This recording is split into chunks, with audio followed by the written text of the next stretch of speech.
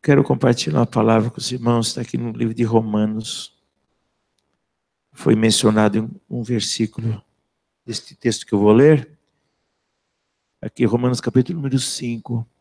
Glórias a Deus. Aleluia. Aleluia, Senhor. Glória a Deus. Justificação pela fé e paz com Deus. Aleluia, Senhor. Glória a Deus.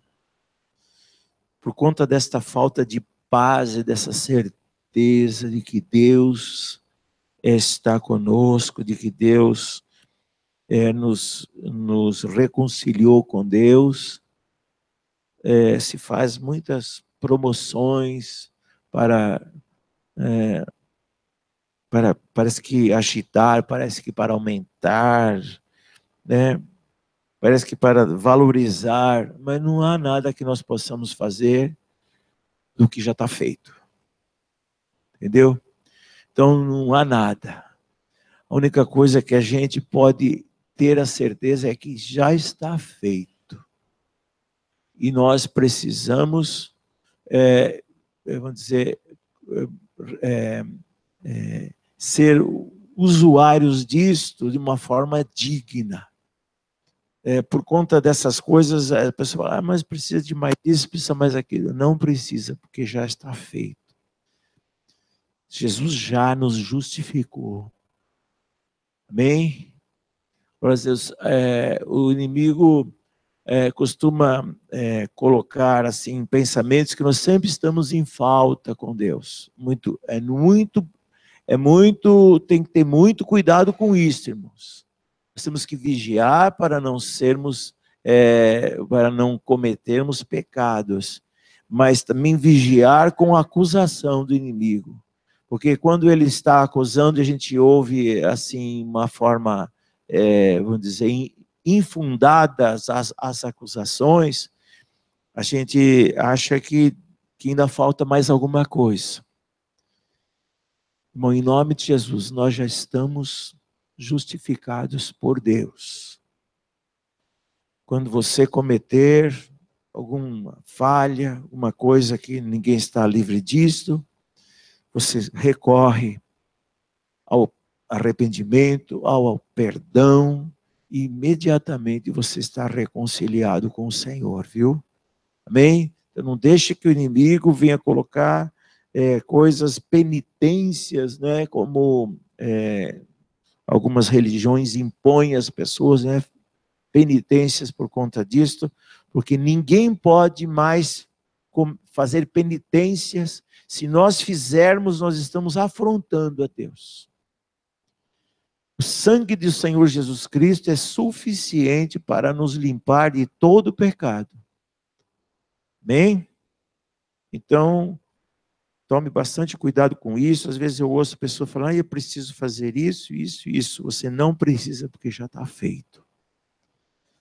Glórias a Deus, o que você tem que fazer, o que você deve fazer é andar em santidade, em obediência ao Senhor. Isso você também só vai conseguir se você estiver na graça de Deus. Fora disso, vai ser um esforço humano da sua parte. Inútil. Bom, vamos ler aqui. Justificação pela fé e paz com Deus. Sendo, pois, justificados pela fé, temos paz com Deus, por nosso Senhor Jesus Cristo. Glórias a Deus. Fique em paz, irmão. Em nome de Jesus, quero esta manhã dizer a você, fique em paz com Deus. A guerra já foi travada. Jesus disse, eu venci o mundo. Glórias a Deus. Satanás e as suas forças já estão derrotadas na sua vida. Ele pode, quando muito, influenciar, pode acenar de longe. A Bíblia diz que o leão, né, ele anda ao redor, bramando, né, como um leão.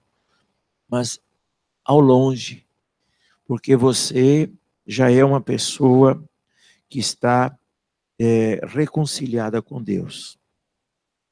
Glórias a Deus. Glórias a Deus. Pelo qual, ou seja, pelo Senhor Jesus, temos entrada pela fé a esta graça. Glórias a Deus. Estava lendo esse trecho que o Eduardo leu agora há pouco, sobre a visão que o apóstolo teve do trono. E então, isto é alguma coisa que você já alcançou. Você já faz parte do contexto. Você precisa entender isso. Você já faz parte. Não é... Futuramente a gente terá acesso a outras coisas, mas a gente já faz parte, já está incluído nesse plano do Senhor Deus. Você precisa entender isso, irmão, porque se você não entender isso, você vai achar que sempre precisa fazer alguma coisa quando já está feito, já tudo já está feito. Como é que você vai fazer? Eu vim aqui para fazer alguma coisa. A preocupação dos discípulos era que obra que nós vamos fazer para sermos salvos, né? Foi uma pergunta. E o Senhor Jesus, ele falou: a obra que tens que fazer é crer naquele que foi enviado. Então,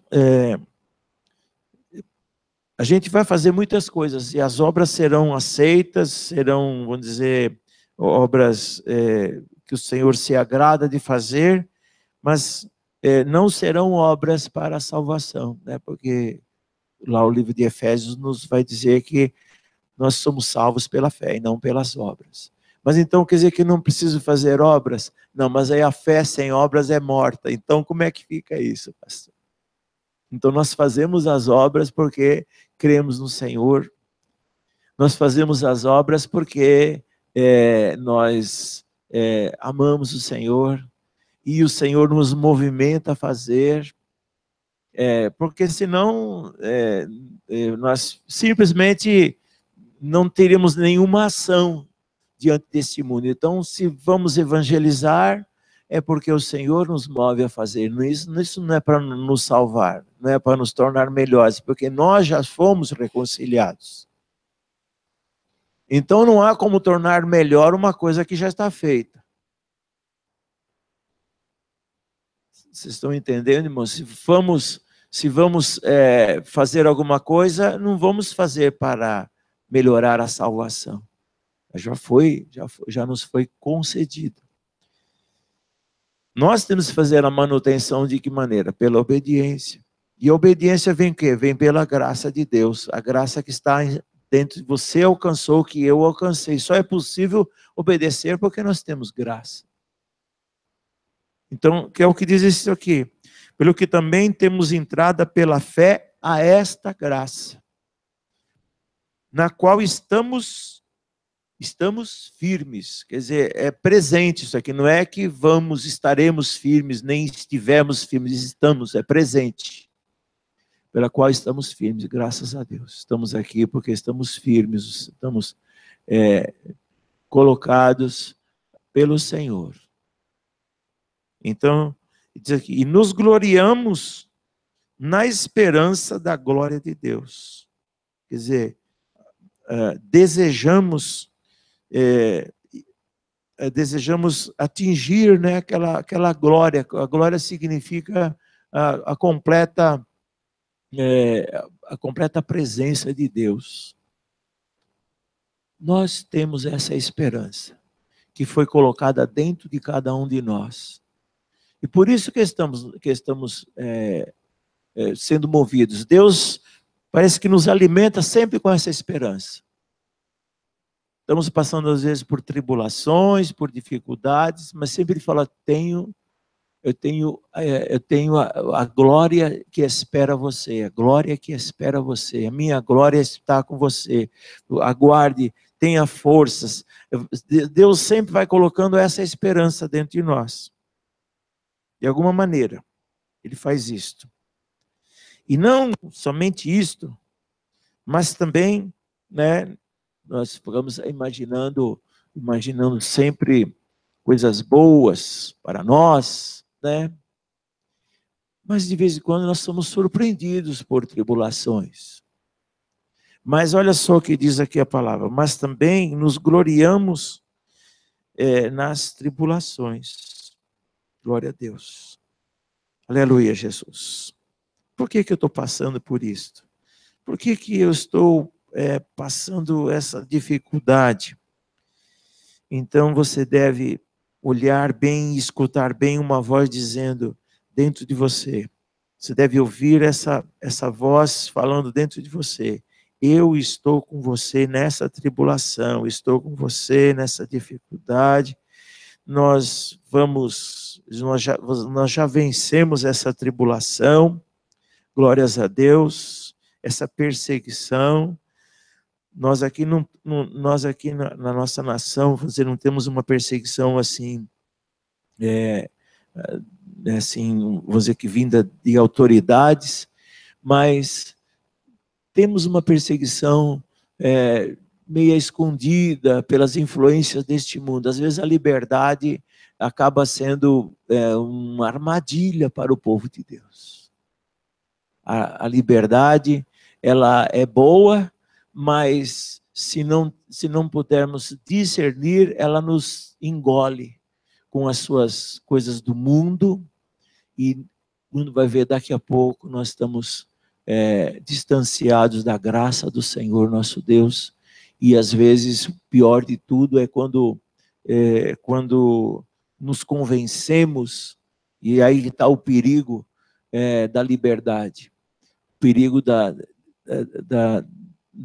liberdade, às vezes nos leva a pensarmos que o fato de estarmos na igreja, o fato de dizimarmos na igreja, de ofertarmos na igreja, né? E às vezes até de termos alguma atividade na igreja, pode nos levar ao perigo de acharmos que estamos bem com o Senhor. Isso é um perigo. Se o pecado ronda na nossa vida e a religião querem andar junto, é uma situação perigosa na vida do crente. O crente tem que andar sempre em temor, sempre se examinando, dizendo: Senhor, eu sei que o Senhor tem me salvo, sei que o Senhor tem me dado a salvação, Senhor, mas me dá sempre esse discernimento para que eu não esteja convencido de que estou salvo, mas ao mesmo tempo estou dominado pelo pecado, dominado pelas coisas deste mundo. Então, nós temos essa que nos alimentar sempre. Senhor, eu estou aguardando novos céus e nova terra. Senhor, eu estou sujeito à influência do mundo, então me cerca com a tua graça. Senhor, não me permita que a religiosidade me segue, de eu ouvir a tua voz. Sempre você deve ter essa oração com você, esse é um temor santo do Senhor. Deve acompanhar a vida do crente o tempo todo. O Senhor diz que o temor, né, você vai ver isso escrito em alguns lugares da Bíblia, que o temor ao Senhor é a sabedoria. A sabedoria é o temor ao Senhor. O tempo todo o temor ao Senhor. Amém? Muitas pessoas deixaram este temor e, infelizmente, perderam a graça do Senhor. Glória a Deus. Amém? Então, não somente isto, mas também nos gloriamos nas tribulações, sabendo que a tribulação produz a paciência. Glórias a Deus. Aleluia, Jesus. Então há um objetivo às vezes nas tribulações: paciência. É o que a palavra diz. Pode ter certeza que se você está passando por alguma tribulação, será produzida paciência na tua vida. Talvez vai tirar um pouco da tua impetuosidade, talvez vai tirar um pouco da tua arrogância, talvez vai quebrar. Viu, irmãos? Amém? Isso para produzir frutos melhores. A tribulação muitas vezes quebra a autoconfiança. A autoconfiança é um perigo. Então, uma tribulação produz busca, faz a pessoa parar um pouquinho para buscar a Deus. Então, em tudo, Deus tem os seus momentos de, vamos dizer, numa estrada, tem um momento de frear também, né? Não é somente de acelerar. Então, tem momento de parar, e Deus muitas vezes permite que nós façamos essas paradas na nossa vida, saber? Porque Deus, para nós, né, afirmando e trazendo para esse contexto aqui, todas as coisas contribuem para o bem daqueles que amam o Senhor, né? Glória a Deus, todas as coisas. Glória a Deus. Aleluia, Jesus. E a paciência produz a experiência. Glórias a Deus. E a experiência produz a esperança. Glórias a Deus. Glórias a Deus. E a esperança não traz confusão. Glória a Deus. Confusão. Glórias a Deus. Você estiver no meio de todas essas coisas que aparecem, alguma situação que você esteja passando, põe a tua esperança no Senhor. Não tem confusão nenhuma. Diga, Deus está no controle de todas estas coisas. Quando a gente está no meio de um redemoinho, a gente não sabe para onde olhar, não sabe o que fazer, ponha o teu pensamento fixo no Senhor. O Senhor está comigo, Senhor. O Senhor vai me dar força. Nós vamos sair junto disto. Você não vai ficar confuso. Pode ser o que tiver na tua frente, irmão, em nome de Jesus. Isso tudo tem um propósito. Confiar no Senhor. Glória a Deus. Às vezes não compreendemos certos momentos da nossa vida. E nem compreendemos por que coisas acontecem na vida das pessoas. Talvez nós nunca vamos compreender isto. Mas quando temos a certeza de que Deus está no comando, temos aquela certeza que Deus está no comando, nós não ficamos confusos. Bem, às vezes fulano vem falando tantas coisas e tantas filosofias, tantas coisas assim humanas, né? Filosofias humanas e aquela confusão todinha e muitos livros sendo escritos de coisas e opiniões de opiniões de outros e filósofos de não sei do que, não sei o que, e essas filosofias elas vão assim como fumaça, muitas vezes se dispersam. Mas se você tiver o teu pensamento fixo no Senhor, você nunca será. O que diz a tua palavra, Senhor? O que diz a tua palavra? Então siga a palavra de Deus e você não ficará confuso por tempo algum, porque Deus vela sobre a sua palavra. Diante de alguma proposta tentadora, alguma coisa, consulte a palavra de Deus. Se traz algum prejuízo para alguém, não é de Deus. Viu? Amém? Se traz naquela proposta alguma coisa de vaidade, de glória humana, não é de Deus. Amém? Deus não passa a glória dele para ninguém. Então consulte sempre a palavra e Deus vai te abençoar.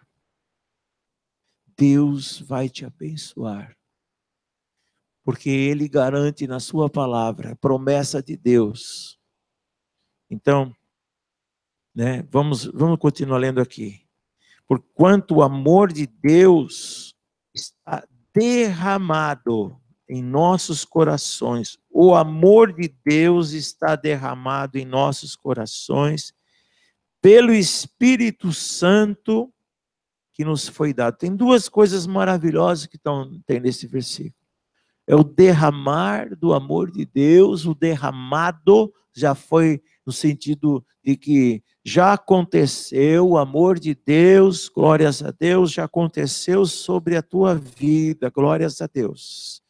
Já aconteceu, o amor de Deus já foi despejado, assim para se dizer, sobre você. Foi colocado dentro do seu coração, lá na intimidade do teu coração. E mais do que isso, né? O Espírito Santo que nos foi dado.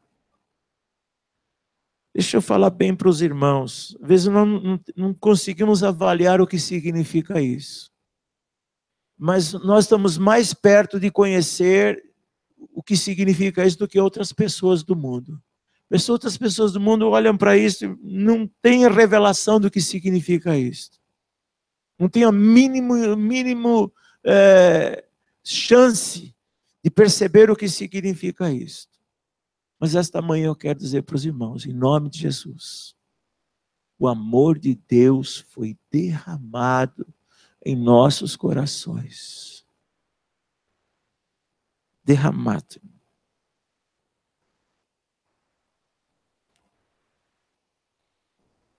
E o Espírito que nos foi dado, o Espírito Santo. Ora, Deus, por que Deus faria tal atitude? Vocês podem avaliar o que significa isso, irmãos? Uma coisa, parece uma coisa bem particular, derramado. Um cuidado todo.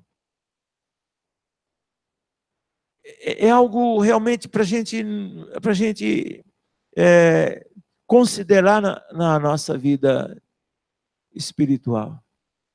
Glórias a Deus. E não é somente quando você vem à igreja, quando você está andando na rua.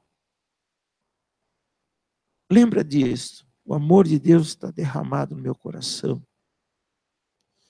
Ele também, o Espírito Santo foi dado. E por que a mim? Bom, já foi lido aqui que Deus prova o seu amor para conosco, em que Cristo, Deus prova. E ainda foi, vamos dizer, você tem isso daí, você poderia simplesmente ler e sentir isso, uma forma de um sentimento, mas que prova teria disso? Que isso é verdadeiro na tua vida? Qual é a prova? A prova é que Deus deu o seu Filho, diz aqui, ó. Mas Deus prova o seu amor para conosco em que Cristo morreu por nós, sendo nós ainda pecadores. Glória a Deus. Meu Deus, isso é coisa muito grandiosa. Isso é coisa que deve ser considerado o tempo todo na nossa vida. Como é que nós somos... nós seremos fracos, haverá tempos que nós seremos fracos e não considerar isso na nossa vida. Mas lembre disso que você está ouvindo esta manhã. O amor de Deus está derramado sobre a minha vida. O Espírito Santo foi dado por Deus para a minha vida. Alguém morreu por mim, sendo eu ainda pecador. Lembre só disto. Você vai ver o valor que você tem. O valor que você tem para Deus. A preciosidade que é o tratamento que Deus dispensou para nós. Amém? Então diz assim. Logo mais agora, sendo justificados pelo seu sangue, seremos salvos. Seremos por ele salvos da ira. Glórias a Deus. Ao mesmo tempo que Deus está dizendo aqui para nós esta manhã que Ele nos salvou, Ele está dizendo que tem alguma coisa horrível para acontecer. Tem alguma coisa que terá que ser feita. Mas Deus trouxe, separou, trouxe assim, empurrou, assim trouxe e separou para um canto. Falou: estes daqui são meus, sobre estes eu vou derramar meu amor, vou dar a eles o Espírito Santo, tratamento particular. E eu estou chamando todos, venham se ajuntar aqui. Mas eles não querem, eles zombam. Apesar de eu os convencer, eu lhes mostrar, através do Espírito Santo, que convence o homem do pecado, apesar disso, eles são duros. E além de duros, eles me desafiam com as suas leis, com seus costumes, me afrontam, levantam os beiços, meneiam com seus beiços, dizendo: Deus não está vendo, Deus não está nem aí, aquele cara lá de cima, não sei o quê. Pois bem, infelizmente estão reservados para a ira de Deus. Falando isso para vocês, parece que o nosso Deus é um Deus assim, pinta-se, ou desenha-se, ou descreve-se Deus como aquele bonachão que fica aceitando todas as coisas e por fim está tudo bem, tudo bem, tudo bem, tudo bem. Não é assim, irmãos. Não será desse jeito. Glórias a Deus. Aqui, irmãos, Deus um dia irá aplicar o seu juízo sobre a terra. Deus fará isto. Deus, pela sua misericórdia, Ele permite que muitas pessoas vejam o resultado do pecado aqui na terra. Até isso Ele faz para as pessoas se sensibilizarem da gravidade que tem o pecado. Fulano roubou. Então tem uma pena lá. Isso é só uma coisa bem leve que Deus mostra. A consequência do pecado isso aí é só uma visão rudimentar do que Deus, do que o pecado traz para as pessoas. Fulano mentiu. Uma mentira. Olha, trouxe consequência disso, consequência daquilo. Para ver se a pessoa até se arrependa, ver se a pessoa retoma a sua vida. Deus até permite que isso aconteça muitas vezes na vida das pessoas.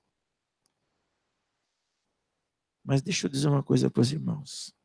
Para esses que são separados, eu lhes dou a graça, para que ao ser tentados, eles não caiam na tentação. Entende, irmãos? Ele nos dá a graça.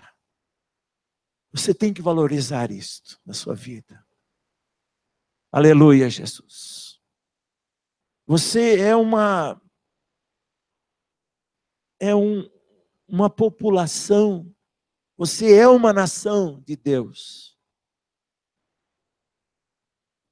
Mas eu estou nessa nação, mas e Deus, às vezes você estica o pescoço para ser tentado e Deus fala: não, filho, não é por aí. Fica sendo tentado a fazer isso, o Senhor fala: não é por aí. Não faça isso. Deus te dá graça para você não ser levado por aquilo ali. Esta graça está derramada, este amor está derramado sobre você. A não ser que de uma maneira rebelde, de uma maneira contumaz mesmo, né? Maneira, vamos dizer, consciente, você se levante e diz: eu não quero nada disso. Eu quero fazer isto. Apesar disso, o Espírito Santo estará lá dentro de você, dizendo: olha, você está andando errado, está errado. Vai chegar uma hora que o Espírito, e não extingais o Espírito Santo que é em vós. Há uma outra advertência dentro da palavra de Deus. Há uma advertência sobre essa, vamos dizer, essa teimosia em pecar. Glórias a Deus. É o tal do pecado contra o Espírito Santo. Qual é o pecado contra o Espírito Santo? Ele não é qualificado em mentira, adultério, ou o que for, o assassinato, não é nada, não é por aí. O pecado contra o Espírito Santo é resistir à voz do Espírito Santo. É resistir à insistência de Deus para retornar a pessoa, para que se arrependa. Isso é resistir ao Espírito Santo. Então aí não vai ter conserto, nem nesse mundo, nem no mundo, nem no século futuro, conforme o próprio Senhor Jesus falou. Glórias a Deus. Então, amados, Deus prova o seu amor dessa maneira conosco, em que deu o seu Filho, Cristo morreu por nós, sendo nós ainda pecadores. Glórias a Deus. Porque o versículo 10 diz assim: porque se nós, sendo inimigos, fomos reconciliados com Deus pela morte de seu Filho, e muito mais estando já reconciliados, seremos salvos pela sua vida. Vocês examinam lá o Velho Testamento e vê as formas como Deus permitia a reconciliação, era através do sacrifício dos animais. Talvez uma forma, quem olha assim, veja uma forma cruel de fazer aquilo. Eu fico imaginando uma pessoa arrependida, no Antigo Testamento, ela traz um cordeiro, que é um animal relativamente jovem, vai lá no rebanho, traz, e o leva, e na sua consciência, no seu arrependimento, ele entende perfeitamente, porque a mensagem que se passa do Antigo Testamento é que o animal estaria morrendo no seu lugar. Então aquela pessoa vê aquele sangue derramado e diz: eu que devia estar ali. Essa era a forma de se reconciliar com Deus. Mas você sabe qual foi o plano de Deus, não é? Não preciso entrar no detalhe. Que Jesus, ele se colocou no lugar daquele cordeiro por nós, para nos reconciliar de uma maneira eficaz, uma maneira única. Então, amados, nós fomos reconciliados com Deus através de Jesus, seu Filho, que visivelmente trouxe, veio à terra e mostrou, a ponto de os discípulos escreverem: nós vimos a sua graça. Glórias a Deus, nós vimos a graça. A graça que se materializou, se é que pode dizer. Não tem como materializar a graça, mas nós vimos a graça. Glória a Deus. Aleluia. Então, amados, nós que estamos hoje nesse século, nós não vimos materializado a graça, mas Deus derramou essa graça.